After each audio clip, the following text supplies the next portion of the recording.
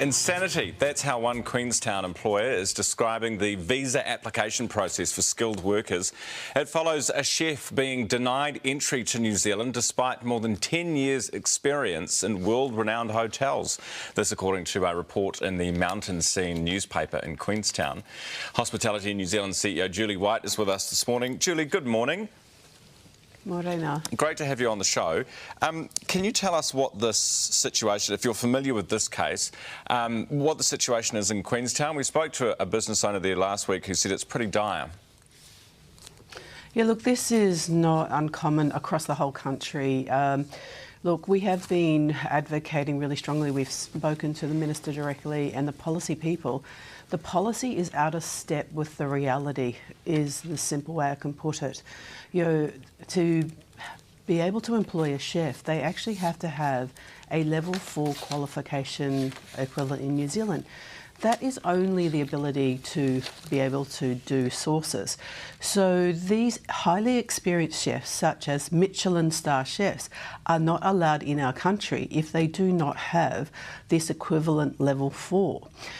And what on top of this is it's actually taking 8 to 12 weeks for NZQA to do the assessment and to see if they meet our criteria. You know, some of our members are literally at the breaking point. They literally cannot open their businesses without these chefs. So something has to be done at a government level to really address the failings of this current policy. Right. So they have, the businesses you're talking about have gone through the process with this applicant. They are satisfied that they are a good employee, that they are going to do a good job. They've checked out their references. They know where they've come from. But because they haven't done a course which can be cross-accredited with a New Zealand equivalent to say that I can cook eggs or I know how to use an oven or whatever it might be, it's on that basis that they're being denied entry. Yes, but they might have 25 years' experience. OK, that seems a little off. Also the time, you're saying 8 to 12 weeks for them to actually look into this and determine whether they've done a course and what the qualifications are. Yeah, so look, we've been working and reaching out and trying to pull this puzzle together, and so we've contacted NZQA and asking for a list of the countries that have actually been authorised or, you know, cross-checked. And they said there's no such list and there won't ever be a such list. So it seems to be we're going to reinvent the wheel every single time you apply to get a chef through immigration channels. It just is not stacking up. Right, so there's no standard list of universities where you say, oh, well, I know that course. Countries. I've accredited that course for a chef before, so I'll put that on the list. There's no list. It's just back to square one every time. There's no list. OK, that seems pretty odd. Hence the 8 to 12 weeks. Yeah, I guess so. One of the things that, because we spoke to this business last week from Queenstown, and a lot of people said, oh, well, are you actually advertising the roles that you're talking about? And I had a look this morning on Trade Me, and there were about 126 hospo jobs going in Queenstown.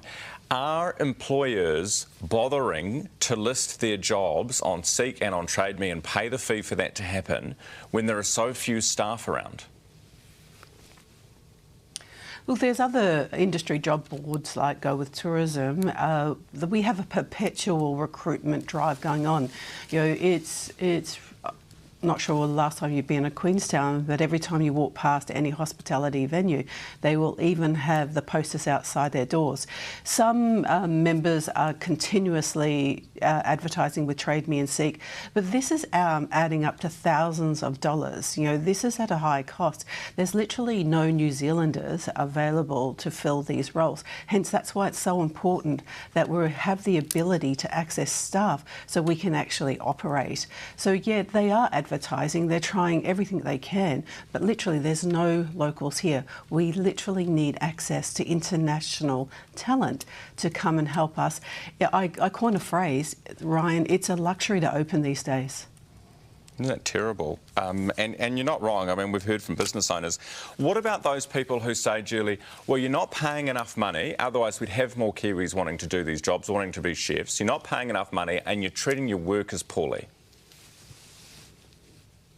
I think that narrative, there could have been some truth in it prior to 2019, but we recently did a remuneration survey and we're actually above the living wage. Our average wages are above the living wage.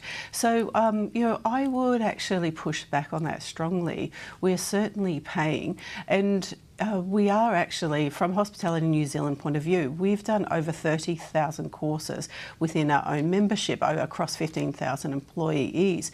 So the industry is actually pulling up their socks and training more and paying more. But we're out of step with the COVID recovery.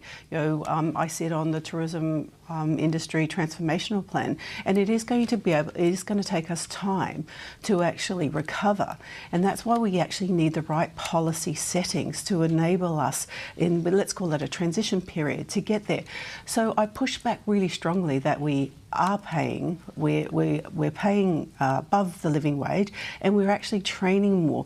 The problem is we just don't have enough people, and we're not the only industry that have a workforce crisis. The government knows this, and it's the government's role to step up now and actually help us. Julie White, Hospitality New Zealand CEO, thanks very much for your time this morning. Appreciate it. 7:15.